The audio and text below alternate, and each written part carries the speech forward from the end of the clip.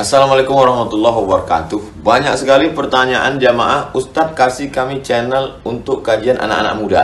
Di antara anak muda berasal dari Aceh, luar biasa, channelnya Maulizul Akbar Nak. Tonton, subscribe, like, share, komen. Assalamualaikum warahmatullahi wabarakatuh.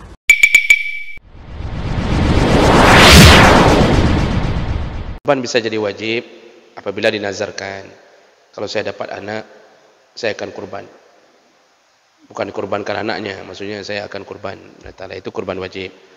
Atau dengan menta'ayinkan mengatakan hazihi udhiyah. Ini binatang ini, yang kambing ini nih yang kukurbankan. Dan itu ditentukan, itu yang menjadi seperti nazar. Dari sekumpulan kambing kita sudah menandai. Ya, dari sekumpulan kambing kita sudah menandai yang warna nyo ada kurban, jangan ganggu lagi. Nah, ini yang disebut menjadi kurban wajib. Dan itu tidak ditentukan hari, Pak. Kalau kita sudah menentukan bahwa enggak boleh lain, harus ini, itu bisa jadi kurban wajib. Namun itu tipis sekali perbedaan dengan kita sedang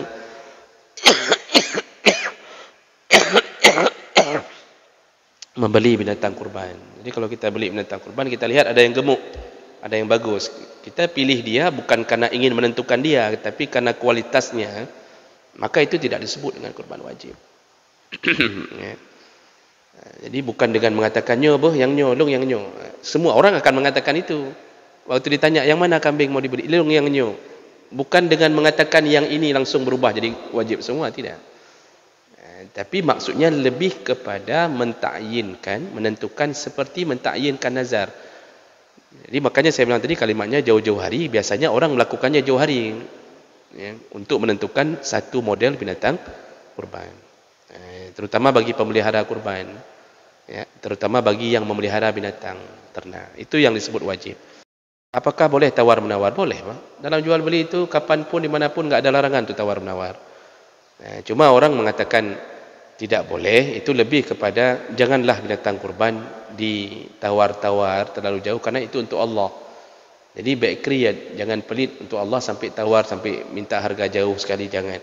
Itu saja maksudnya. Jadi bukan bermakna enggak boleh tawar-menawar. Kalau enggak boleh tawar-menawar, menang sekali penjual. Kita tanya berapa dong kambing? Dia bilang terus 2.700.000 kata dia, 3.700.000. Lalu kita mau tawar enggak berani. Kita terpaksa lah. Kajilah menan. Dalam hati kita mengkerut-kerut. Itu enggak benar. Jadi boleh-boleh saja melakukan tawar-menawar, tapi makruh karena itu untuk Allah. Maksudnya jangan menawar terlalu jauh sehingga kita tidak rela bahwa binatang itu kita ingin persembahkan untuk Allah. Begitu. Apa hukumnya berkurban dengan harta haram? Kalau ditanya sah tidak sah, selama rukun dan syarat penyembelihan dapat, tetap sah. Rukun penyembelihan kan memotong halkum 2 mari. Halkum dipotong 2 mari. Nah, itu sudah sah. Lalu syarat kurban apa? Tidak boleh ada aib pada binatangnya. 4 aib enggak boleh ada, Pak. Buta, al-aura, tidak boleh buta, tidak boleh pincang, tidak boleh sakit-sakitan.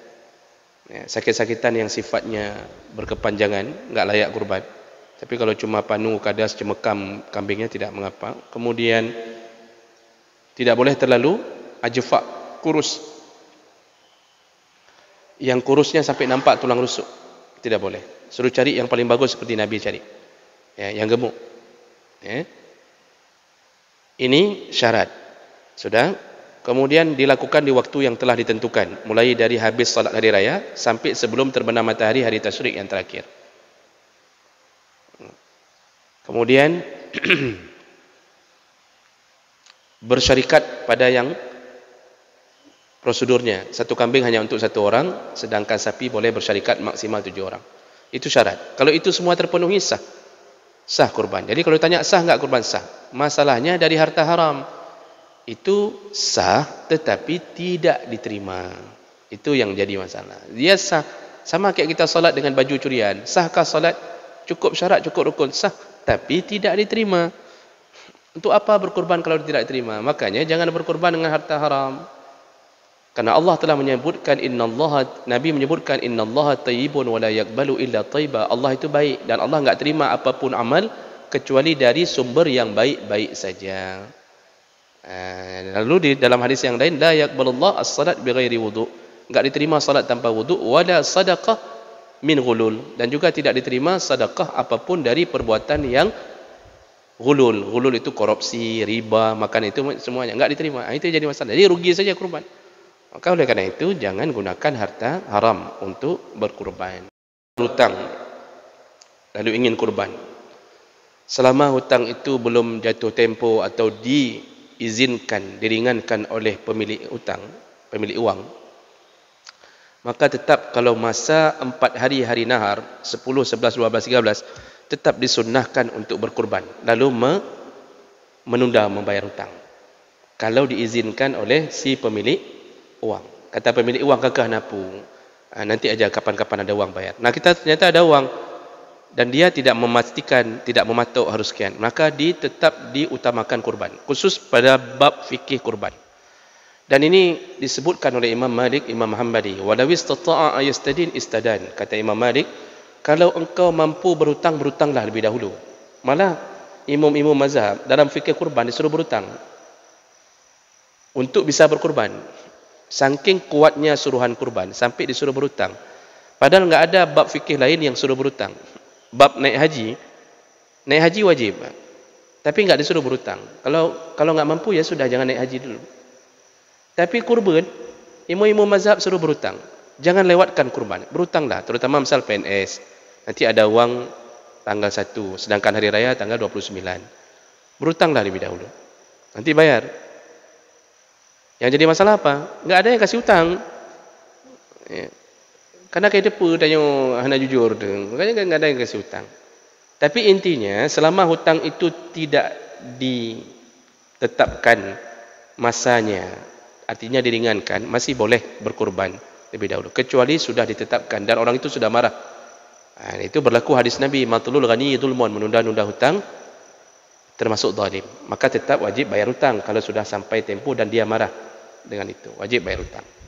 Nanti kita akan berbeda hari raya lagi.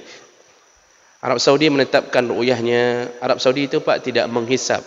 Arab Saudi itu mengambil keputusan itu ru'yah, tidak menghisap, tidak menghitung.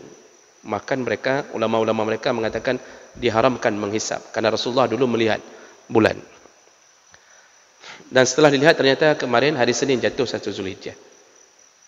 Berarti hari Rabu hari raya. Lalu pemerintah Indonesia setelah meru'yah menetapkan bahawa hari Selasa kemarin jatuh 1 Zulhijjah, otomatis Kamis hari raya. Nah, ini kan terjadi perbedaan ini akan menimbulkan beberapa masalah. Perbedaan hari puasa Arafah berbeda dengan hari wukuf Arafah. Lalu hari raya juga berbeda. Nah, ini bagaimana? Singkatnya begini Bapak Ibu. Ya. Yang pertama, para ulama tidak sepakat untuk mengatakan bahawa harus ikut Saudi. Di sana ada komite fatwa atau lajnah daimah di Saudi. Mereka mengatakan kalau Saudi menetapkan tanggal ini wukuf, berarti hari itulah yang disebut hari Arafah. Itu ditetapkan oleh komite ini. Tapi ulama-ulama Saudi sendiri itu ternyata punya pandangan yang berbeda. Coba baca fatwa Syekh Utsaimin yang terkenal dengan salah satu ulama masyhur di Saudi, ya, almarhum. Beliau mengatakan apa? Sesuai dengan ru'yah di negara masing-masing, matlak masing-masing. Itu pandangan beliau. Kata beliau, menurutku tetap daerah negara masing-masing menetapkan harinya masing-masing berdasarkan ru'yah masing-masing. Itu ulama Saudi yang mengatakannya juga. Dan jadi tidak ada masalah kalau berpisah tidak sama dengan Arab Saudi. Itu pertama dulu. Itu belum saya sebutkan ulama-ulama lain yang mengatakan bahwa pendapat tentang tidak harus ikut Saudi itu banyak sekali, Pak. Ulama-ulama yang mengatakan itu. Nah, itu yang pertama. Yang kedua, dalam sejarah disebutkan bahwa Nabi itu lebih dahulu berpuasa Arafah dibandingkan adanya wukuf Arafah. Jadi sebelum adanya ritual wukuf Arafah, itu sudah dimulai puasa Arafah oleh Nabi. Maka tidak ada sangkut paut hari Arafah dengan ritual di wukuf di bukit itu, bukit Arafah itu, ritual wukuf. Tidak ada sangkut paut. Ya, kalau seandainya itu ada sangkut paut, kata para ulama, sungguh Nabi tidak akan melakukan puasa sunnah Arafah karena tidak adanya wukuf waktu itu. Tapi yang terjadi apa? Nabi sampai 6 kali melakukan puasa Arafah sebelum adanya wukuf Arafah. Karena haji itu dilakukan Nabi kan cuma sekali. Nabi melakukan haji kan sekaligus haji wada. Di situ baru ada wukuf. Dan sebelum-sebelum itu puasa Arafah sudah ada. Maka nggak ada hubung kait. Kita harus mengikuti hari puasa kita dengan ritual wukuf. Nggak ada. Silakan baca banyak pandangan ulama tentang ini. Yang ketiga, hadis Quraib, yaitu mantan budaknya Ibnu Abbas. Itu mengatakan waktu dia diutus oleh Ibnu Abbas ke Syam, ke Damaskus, tempat Muawiyah. Lalu ketika pulang, ternyata di Damaskus, di Syam, itu hari Jumat sudah lihat bulan. Dia pulang ke Madinah, di Madinah belum nampak hari Jumat. Jadi hari Sabtu. Jadi Ibnu Abbas mengatakan, sana sudah puasa. Kata Quraib, mantan budak ini, sudah, mereka hari Jumat melihat dan aku melihatnya. Bulan sudah nampak hari Jumat. Lalu kita di Madinah kapan? Kita hari Sabtu, kata Ibnu Abbas. Baru nampak bulan hari Sabtu. Si Quraib ini mengatakan, kenapa enggak ikut satu tempat di sana saja, karena dianggap lebih cepat keluar di sana, kan kita sama-sama muslimin, ikut ke sana. Apa kata Ibnu Abbas? Tidak begitu. Laisa hakaza amarana Rasulullah SAW. Bukan begitu yang diajarkan Nabi kepada kami. Itu bukti bahwa enggak mesti bersamaan antara, ini hadis sahih, Pak. Silakan semuanya mengutip hadis Quraib ini. Yang terakhir, bayangkan masa lalu itu tidak ada satelit, Pak. Enggak ada satelit, enggak ada komunikasi, enggak ada WA, enggak ada apapun. Kita hari ini kan bicara di sana masuk Zulhijjah, kita di sini masuk. Itu sekarang kita bisa bicara itu karena dalam sekian detik sudah sama informasi semua. Dulu dari Mekah Madinah 7 hari kalau mau berangkat. Seandainya ditetapkan di sana 1 Zulhijjah di Mekah, kapan ada waktu untuk memberitahu bahwa sudah mulai di sana? Dan itu berlaku pada semua hari raya. Seandainya puasa juga begitu, misalnya hari Idul Fitri, seandainya puasa Ramadan, seandainya harus ikut ke Saudi semua pada waktu itu, harus ikut ke Mekah semua. Itu berapa hari butuh waktu orang untuk memberitahu ke Madinah bahwa di Mekah sudah akan mulai puasa? 8 hari kemudian baru sampai. Dan itu tidak memungkinkan untuk melaksanakan hukum seperti itu. Itu bisa hancur semua negara-negara Islam yang lain kalau begitu, Pak. Nunggu kurir dari Mekah.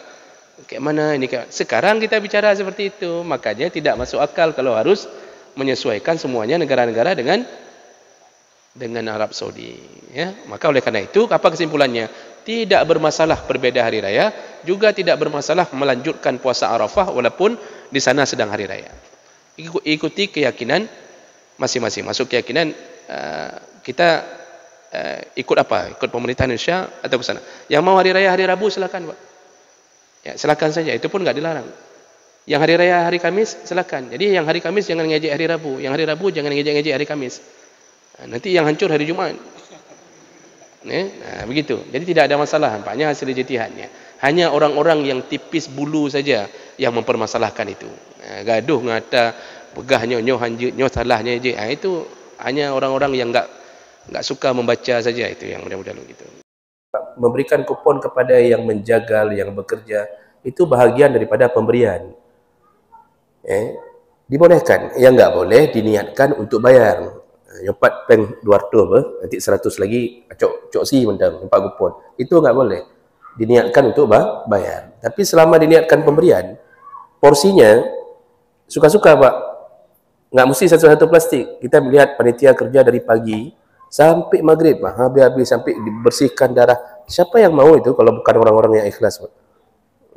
Itu boleh. Mau kasih kajuk ke panitia dua-dua bos apa, sayang. Kita pun belum tentu mau begitu. Itu boleh selama bentuknya pemberian, bukan bayar. Nanti kalau nggak diperlakukan begitu di panitia dipersulit, Pak. Itu tahun depan nggak ada yang mau lagi jadi panitia. Kak kerja kerok, kok pikir lu gini. Jadi itu boleh. Untuk penyembelih boleh kasih kupon, nggak ada masalah. Apakah jatuh ke sedekah orang-orang yang berkurban seperti sekolah sampai 700 orang?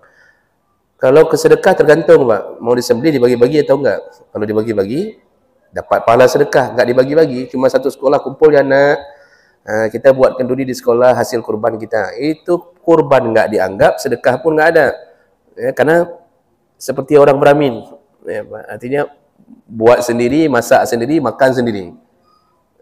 Jadi tergantung, kalau dibagi-bagi ke orang sekitar dapat pahala sedekah. Kalau makan sendiri kayak kita makan nasi, Pak. Masak sendiri. Jadi itu enggak dianggap sedekah juga. Kalau sudah kerjanya cuma untuk makan sendiri saja.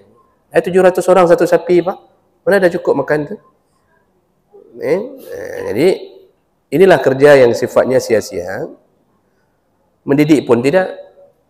Jadi bukan begitu cara mendidik. Disunahkan jangan ganggu kuku dan bulu-bulu. Siapa ini yang disunahkan ini? Hanya pemilik kurban, tidak berlaku untuk keluarga. Dan ini sebenarnya sudah banyak ditulis oleh para ulama. Enggak berlaku untuk keluarga, hanya si pemilik. Kecuali semua keluarga itu punya kurban. Misal 7 orang dalam satu keluarga bersyarikat pada sapi, 7-7-nya enggak boleh. Tapi kalau satu orang cuma yang kurban kambing, pahala untuk semua. Yang tahan kuku dan bulu-bulu jangan dipotong, cuma si pemilik saja yang namanya diniatkan untuk kurban itu. Dan itu sudah banyak dijawab oleh para ulama, tidak berlaku untuk keluarga, hanya berlaku pribadi. Itulah kadang-kadang kita seperti kita bilang tadi, kadang-kadang orang yang ceramah pun tidak membaca dengan sempurna, cuma cara pegang haba. Jadi bilang terus apa yang ini, padahal salah yang dia pahami. Jadi isteri nggak perlu jaga diri untuk jaga bulu-bulu dan kuku-kuku. Membedakan kambing dengan kibas ini harus ditanya ke pemilik kambing. Kan saya cuma bisa menggambarkan secara umum bahwa kibas di masa Nabi itu mirip dengan biri-biri atau lebih sering disebut dengan domba. Mirip biri-biri, cuma biri-biri kulitnya bulu-bulunya pendek-pendek, menjeut-jeut. Keriting menjeut-jeut.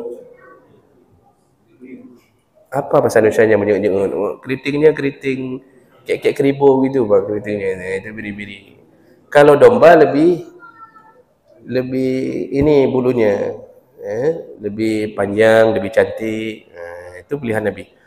Kadang-kadang domba atau kibas enggak mesti keriting ininya, membulenya bule panjang-panjang. Boleh dilihat di Google, itu boleh dilihat kibas model Nabi. Nanti dikasih nampak, Pak, kibas yang dimaksud kibas yang disembelih oleh Nabi. Jadi dia modelnya berbulu, Pak, berbulu-bulu, bukan kambing biasa, bukan kambing yang makan janda bolong di depan rumah kita. Jadi begitu. Nanti itu pemilik kambing yang paling tahu. Yang bersyarikat pada sapi maksimal 7 orang. Maksimal, nggak mesti 7 orang. Satu orang beli sapi, dia hebat. 2 orang bersyarikat pada sapi, itu sudah besar sekali pahalanya. Jadi kelompok terakhir cuma ada 4 orang. Itu tergantung pilihan. Mau kembali beli kambing satu-satu atau mau menambah uang untuk beli sapi. Itu tergantung pilihan pada kelompok itu. Oh, mereka mengatakan, sudahlah kami 4 aja, kami beli sapi, kami tambah uang 1 juta supporter. Itu malah lebih bagus mereka daripada yang 7. Karena lebih banyak pengorbanannya. Jadi yang jangan disalahfahami bahwa nggak mesti 7. Misal ada satu keluarga 6, kita 6 ya, beli sapi ya, 1 boleh. 6,5 boleh. Yang nggak boleh 7,5. Boleh. Jadi tergantung, misal kelompok terakhir nggak cukup orang, tergantung kayak mana nih. Kita sambung beli sapi dengan tambah uang, atau kita beli kambing aja 4 orang ini terakhir. Itu tergantung pilihan. Tergantung pilihan. Jadi tidak mengapa itu, Bapak. Tapi saya yakin pasti beli kambing 4 orang ini. Karena beli sapi 4 orang itu agak berat, Pak. Agak berat. Apalagi dengan kondisi ekonomi sekarang. Kita jauh bekerja, maksudnya tempat kerja kita bukan di sini misalnya. Seharusnya kurbannya di tempat bekerja sana. Seharusnya kan. Misal kita kerjanya di mana? Misal di Kalimantan. Penghasilan di Kalimantan. Itu jangan kirimkan kurban ke sini. Tapi tetap di tempat area kerja. Kalau mau buat bisa sah melebihi kita kirim ke sini, itu usahakan dulu di sana dapat. Jadi misal kita punya rezeki di sana 1 kambing, lalu ada 1 kambing lagi kita kirim kampung. Kalau itu sudah aman. Karena tadi ilahnya adalah di sana lebih utama mendapatkan hasil kerja kita daripada di kampung halaman. Kecuali alasannya terlalu miskin di sini. Tapi waktu kita telepon ke sini, di sini pun lumayan banyak. Jadi paling bagus itu di sana 1 kambing, di sini pun kita 1 kambing. Itu aman. Kalau sudah begitu baru aman. Karena tadi ditahan karena efek sosialnya nggak dapat. Begitu sudah dapat efek sosialnya, kita pindahkan 1 lagi, insya Allah tidak mengapa. Kira-kira begitu. Wakilahkan ke orang boleh. Kita kan banyak wakilahkan, Pak. Jangankan yang dari jauh, kita aja pemilik kurban wakilahkan ke panitia. Panitia itu bukan amil kurban, nggak ada yang namanya amil kurban. Panitia itu perwakilan dari pemilik kurban. Makanya setiap tindakan panitia yang berhubungan dengan kurban itu harus seizin dari pemilik kurban. Harus seizin dengan pemilik kurban. Makanya perlu dimusyawarahkan dengan pemilik kurban kayak mana nih, berapa plastik untuk pemilik, berapa itu. Panitia hanya perwakilan, bukan pemilik. Jadi semua keputusan berdasarkan kesepakatan dengan pemilik kurban. Wakilahkan boleh, tidak ada masalah. Biar mereka yang bereskan di sana. Cuma kekurangannya kalau sudah dipindahkan kita nggak bisa lihat. Kemudian kita nggak tahu kapan harus berdoa. Lalu untuk kembali potong kuku dan rambut kita harus telepon, hai Kiban, kali sini. Mau potong nih misalnya gini. Jadi itu kekurangannya saja. Apakah boleh memakan daging dari binatang kurban yang bukan lagi punya kita? Kayak lauk-lauk. Nabi kan dulu waktu salat Idul Adha beliau nggak makan pagi. Tujuannya adalah agar yang masuk pertama kali ke perutnya adalah binatang kurbannya sendiri. Jadi Nabi nggak makan kalau Idul Adha itu. Puasa dulu sebentar. Pulang langsung sembelih, lalu kemudian yang dimakan binatang kurbannya.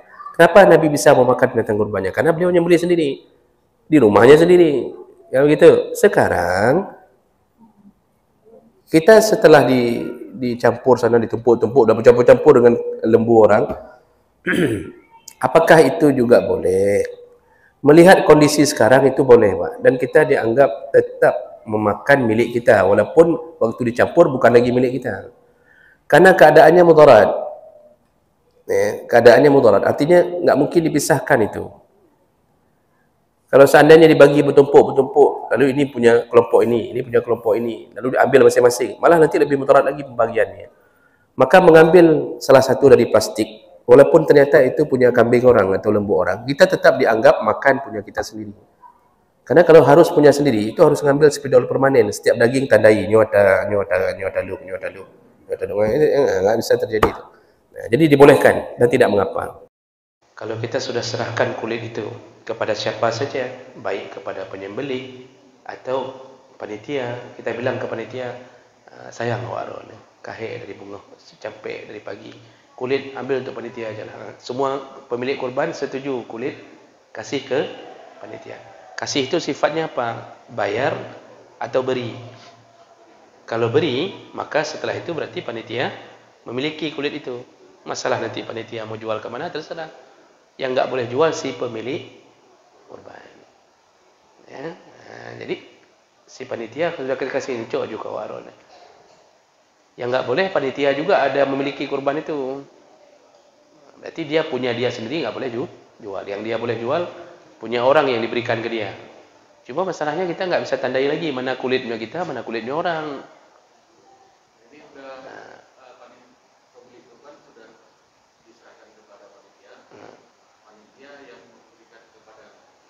Oh itu boleh. Nah, panitia itu Pak bukan amil kurban. Panitia itu perwakilan kita. Makanya semua pergerakan panitia itu harus seizin dengan pemilik kurban. Makanya panitia itu orang yang meringankan urusan kita. Maka oleh karena itu tadi disebut kalau kita kasih penghargaan ke panitia dapat 2 plastik itu lebih utama.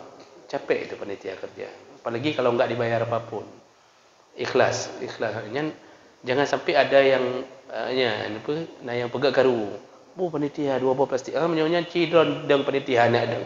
Dari bengah sampai teput kan. Saya sudah lihat kerja panitia itu, masya-Allah.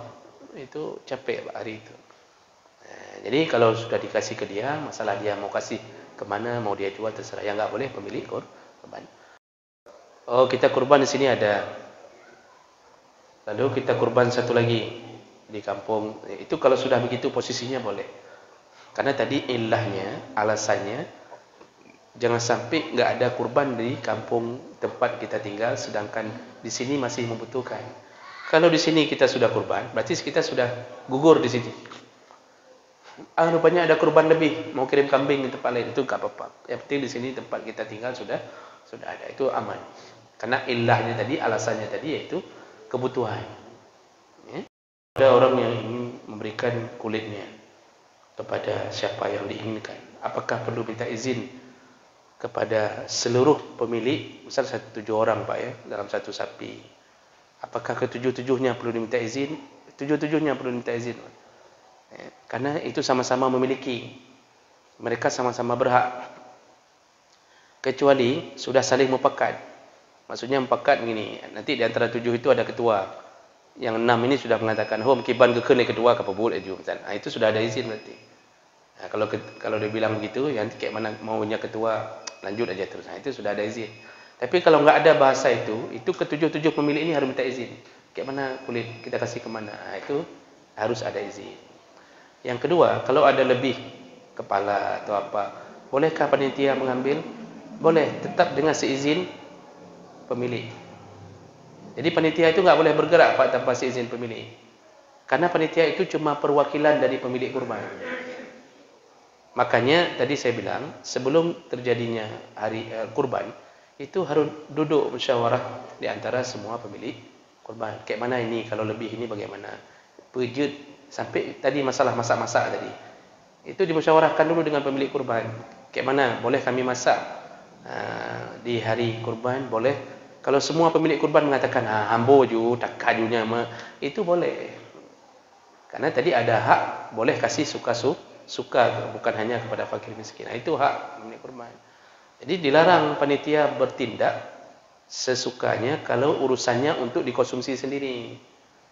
Karena dia bukan amil, bukan penerima kurban, dia hanya perwakilan dari pemilik kurban. Setiap orang berhak dapat sepertiga. Ada 7 orang bersyarikat pada satu sapi. Bagaimana dia mendapatkan sepertiga dari satu sapi itu? Itu tadi saya bilang sebenarnya nggak wajib harus sepertiga penuh. Itu dikondisikan, Pak, dikondisikan. Jadi kalau dalam satu sapi berapa tumpuk yang dibagi? Karena kita sudah sembelihnya rame-rame, maka itu tinggal pemilik kurban sepakati saja setiap pemilik mendapatkan 1 tumpuk misal atau 2 tumpuk.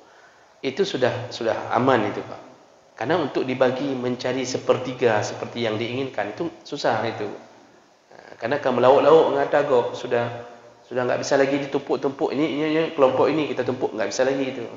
Kalau sudah disembelih ini. Jadi cukup dikondisikan pemilik kurban ambil 2 tumpuk misal, 2 tumpuk. Itu sudah masuk ke dalam sepertiga. Dibolehkan begitu. Nggak mesti harus lo pokoknya sepertiga, gekele ustaz sepertiga. Haji lagi janjinya karu di kampung itu sudah bercampur-campur. Apakah pemilik kurban harus mencari mana daging yang punya lembu dia? Oh, itu mustahil Pak. Di saat seperti itu sudah termaafkan. Sudah Nabi dulu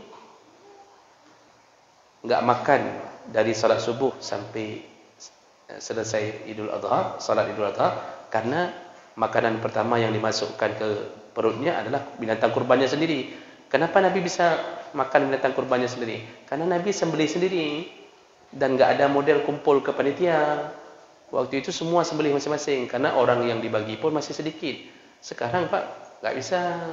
Kalau mau begitu kita harus ambil spedol permanen. Begitu disembelih tanda yang siar tanya siar tanya. Ini baru berempuk. Tapi walaupun begitu, kalau sudah bertumpuk Pak, makan punya orang pun dianggap makan punya sendiri. Itu kondisinya tidak lagi memungkinkan untuk mencari yang punya sendiri. Masalah umur ditentukan, tapi bukan ketentuan yang menjadi sangat menjadi ketentuan utama. Perkiraan saja. Unta 5 tahun, sapi paling kurang 2 tahun. Kalau kibas itu 1 tahun. Kalau daknon kambing Jawa apa bahasa kita, kambing Jawa, kambing biasa, apa? Itu 6 bulan sudah boleh dikorbankan. Itu dalam fikihnya begitu. Tapi itu perkiraan. Tapi tahun itu penting. Artinya penting itu tahun minimal yang boleh dikorbankan. Masalah gigi, apa tadi, gigi pakai tanggal? Giginya ada tanggal nih. Oh, giginya tidak sempurna. Ompong. Itu hanya makruh saja, Pak.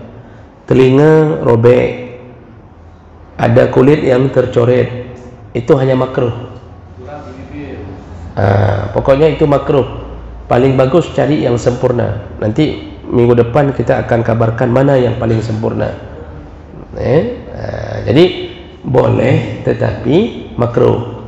Tapi yang 4 aib tadi itu langsung tidak sah kurbannya. Tapi kalau yang lain-lain cuma makruh saja. Tanduk terbelah atau tanduk hilang sebelah, makruh.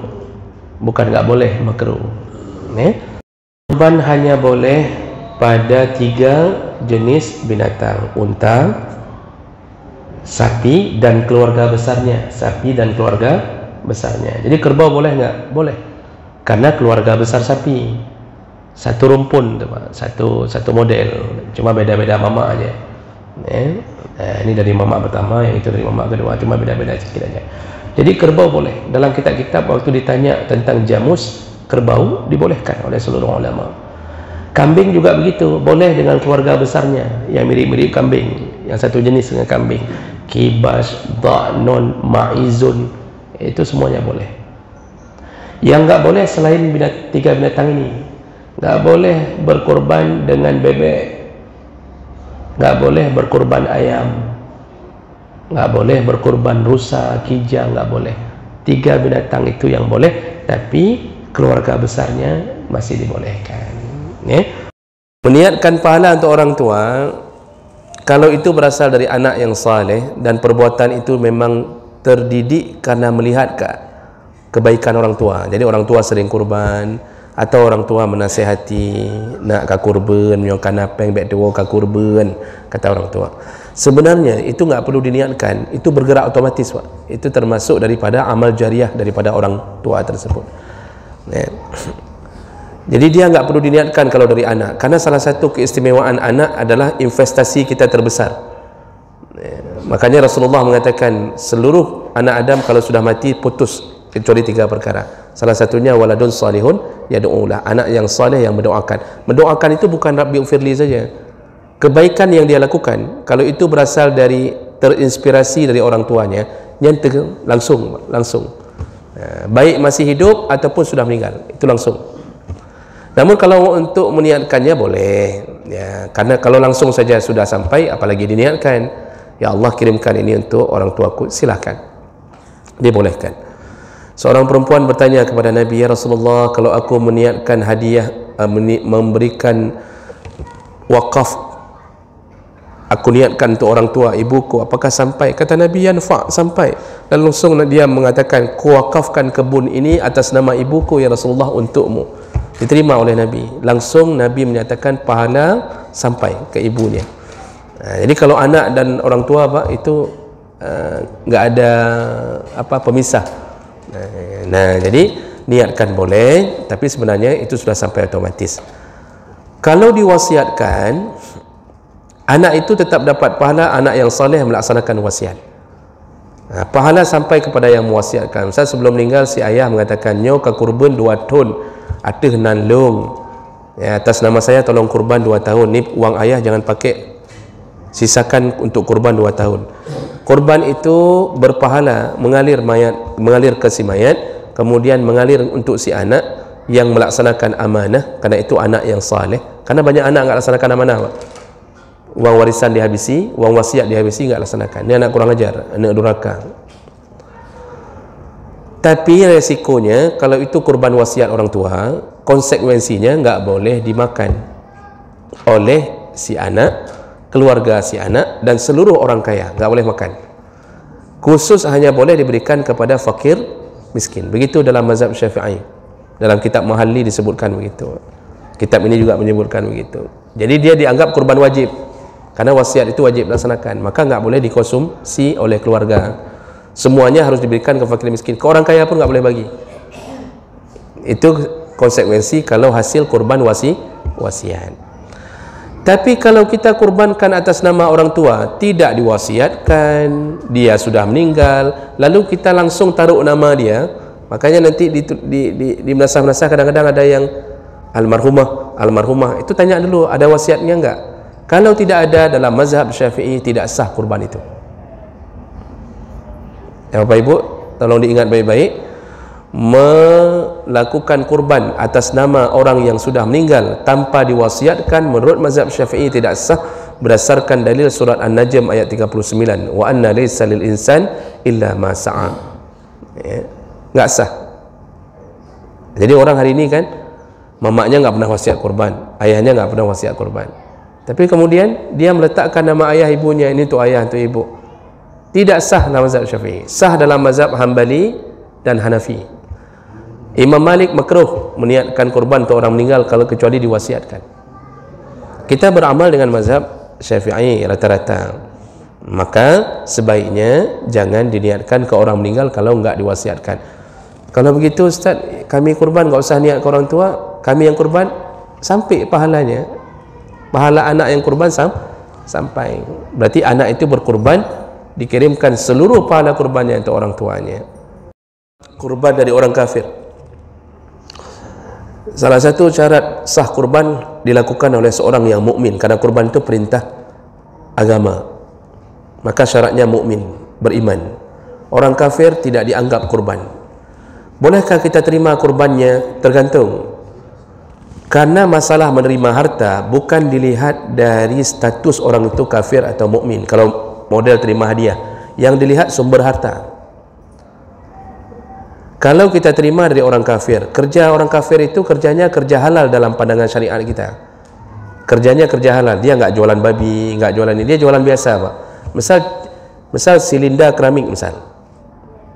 Dia enggak jualan babi, cuma jual keramik, dia kasih kurban ke kita, ke sini. Boleh terima atau tidak? Lihat sumber harta. Kalau sumber hartanya adalah harta yang baik menurut Islam, maka boleh. Berpahalakah silinda? Tetap tidak ada pahala. Tidak ada. Itu contoh.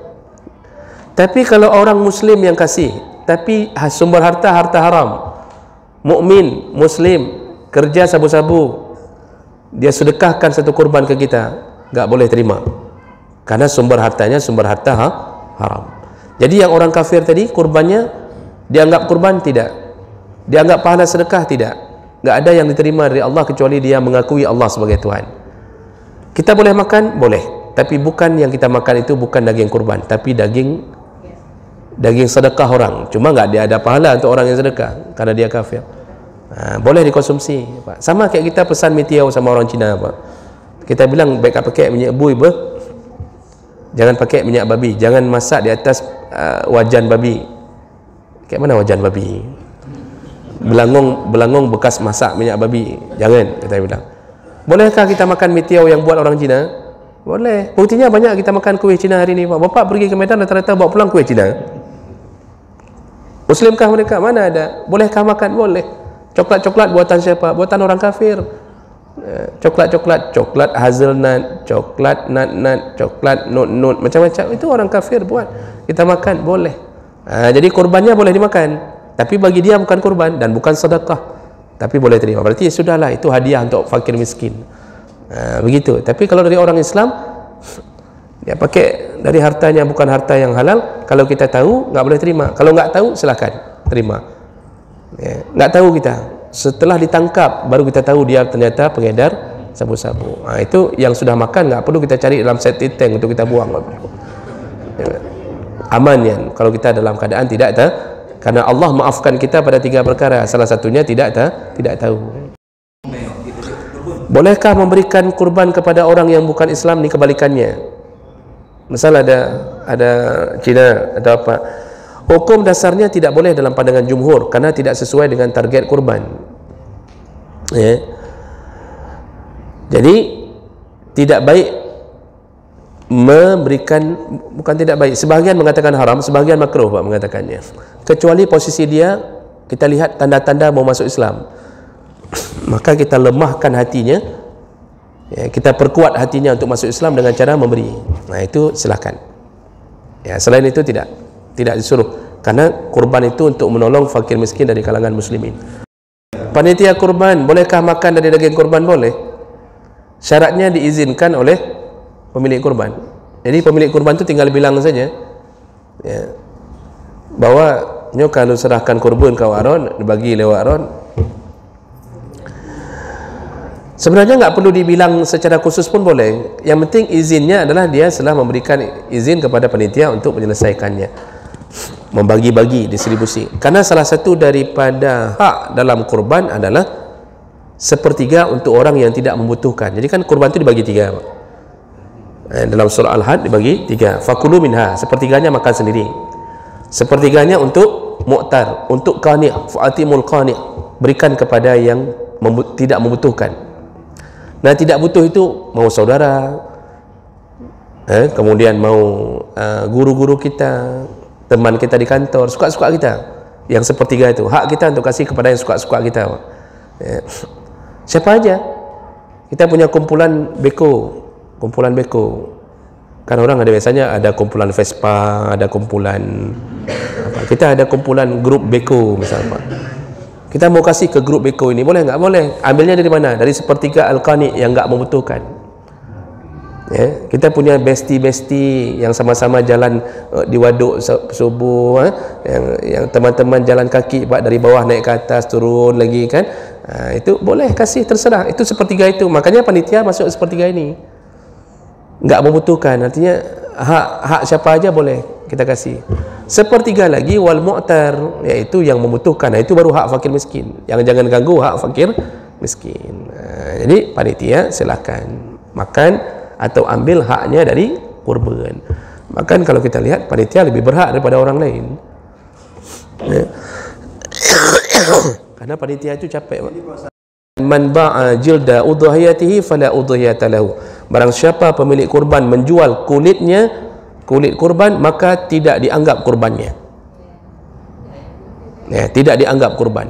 Artinya tidak dianggap, enggak sah kurban dan tidak diterima kurbannya kalau menjual kulit kurban. Siapa yang enggak boleh jual? Pemilik kurban. Yang boleh bagaimana? Sedekahkan, manfaatkan. Aisyah dulu memanfaatkan, dibuat jadi gendang. Jadi ini apa? Tambu. Dibuat jadi tambu, Pak. Itu boleh. Menjual bolehkah? Pandangan ulama-ulama sebahagian, menjual baru boleh. Pertama, yang menjual adalah orang yang sudah kita beri. Ini kita sudah kasih, Pak. Kita kasih ke orang, ke fakir miskin kah, kita kasih ke orang, lalu dia jual, itu nggak ada lagi urusan karena sudah jadi hak milik dia. Yang nggak boleh jual adalah pemilik korban. Rupanya nggak ada yang mau terima kulit sudah bertumpuk. Ada satu orang terima 20 kelong gede misal, maka panitia bolehkah menjual? Satu pandangan yang saya dapatkan, masih ada pandangan ulama yang mengatakan boleh jual di saat itu, mengingat daripada mubazir, tapi hasil daripada penjualan harus kembalikan ke fakir miskin semuanya. Itu yang dibolehkan. Yang model jual ambil manfaat nggak boleh. Model jual untuk ganti ongkos jagal, ganti ongkos sembelih, ini kita bilang sama yang tukang jagal nih, Pak, berapa ongkos jagal? 200. Ini Bapak ambil 100. Ini 100 lagi kami ganti dengan kulit ya. Ini semua kulit untuk Bapak, karena Bapak nggak ada kulit. Ini kami kasih untuk Bapak. Itu sudah ngambil manfaat, berarti kita sudah berkurang hak kita untuk bayar ongkos jagal. Itu tidak dibolehkan, haram. Jadi satu-satunya jalan terakhir boleh jual, tapi semua hasil penjualan kulit kembalikan kepada fakir miskin, dibagi lagi ke fakir miskin. Itu yang boleh. Yang artinya nggak boleh ngambil manfaat yang sifatnya hasil penjualan kulit, tidak dibolehkan. Maka hati-hati berhubungan dengan kulit. Ada berita terutama di kalangan orang awam bahwa sebaiknya kurban itu dipindah-pindahkan nama. Tahun ini nama suami, tahun depan nama istri. Bapak Ibu yang Allah muliakan, ini ada dua pemahaman yang terbina atau terbangun di tengah masyarakat awam. Yang pertama, kenapa minta pindah-pindah nama? Gara-gara memahami bahwa hanya yang diberikan nama dalam kurban yang dapat pahala. Ini pemahaman pertama, sehingga isteri enggak mau kalau suaminya terus-terusan yang dapat pahala. Dia juga ingin, sehingga minta pindah nama. Itu pemahaman pertama. Ya. Dan pemahaman pertama ini itu salah total. Kenapa? Karena dalam satu keluarga sunnah kifayah berkurban. Artinya salah satu saja kurban, yang lain gugur kesunahannya. Mazhab Syafi'i juga mengatakan begitu. Sunnah kifayah, di setiap keluarga ada satu yang berkurban. Kalau semuanya bisa, ya semuanya kurban. Ini paling kurang satu orang berkurban dalam satu kakak. Berdasarkan hadis Nabi sallallahu alaihi wasallam, ada kulli ahli baitin fi kulli am udhiyah. Setiap kakak satu orang hendaknya berkurban, kata Nabi. Jangan sampai satu kakak enggak ada yang kurban satu pun. Kalau salah satunya mampu. Kalau semua mampu, semua kurban. Lalu pahala itu bersyarikat. Satu saja yang kurban, pahala untuk satu keluarga, Pak. Dan itu disepakati oleh semua ulama berdasarkan hadis. Pertama, Nabi ketika berkurban dengan kibas, beliau berdoa, Allahumma hadza anni. Jadi ketika berkurban beliau berdoa satu kibas. Beliau berdoa, ya Allah, ini dariku, wa an ahli, dan dari keluargaku, wa an ummati man lam yudahi, dari umatku yang tidak mampu berkurban. Jadi Nabi doanya sampai ke umat, kita cukup sampai keluarga aja. Maka dari doa itu, Nabi yang kurban cuma beliau, istrinya enggak kurban, tapi doa beliau untuk satu keluarga. Itu dalil pertama. Dalil yang kedua, ada seorang laki-laki di masa Nabi membawa kurban di hadapan Nabi, lalu dia mengatakan, ini dariku dan kuniatkan untuk keluargaku ya Rasulullah. Padahal yang dibawa cuma seekor kibas, dan Nabi menerimanya. Itu hadis sahih. Ya. Jadi pahala bersyarikat. Maka tugas istri, kalau mampu dia kurban sendiri, kurban. Kalau enggak mampu, enggak usah pindah-pindahkan nama. Tugas dia dorong suami agar mau kurban. Karena setiap tahun suami kurban, ring pertama itu dapat semua. Makanya Imam Malik pun sampai menuliskan, yang dapat itu istri, seluruh istri, empat-empatnya. Walaupun salah satu istri berdoa, ya Allah jangan kirim ke yang nomor 2, tetap dapat. Tetap dapat. Semua istri dapat, semua anak-anak dapat. Anak dari istri pertama, anak dari istri kedua, semua dapat. Ini bapak pegah rumah. Kemudian mamaknya, ayahnya dapat. Ring-ring pertama semua dapat.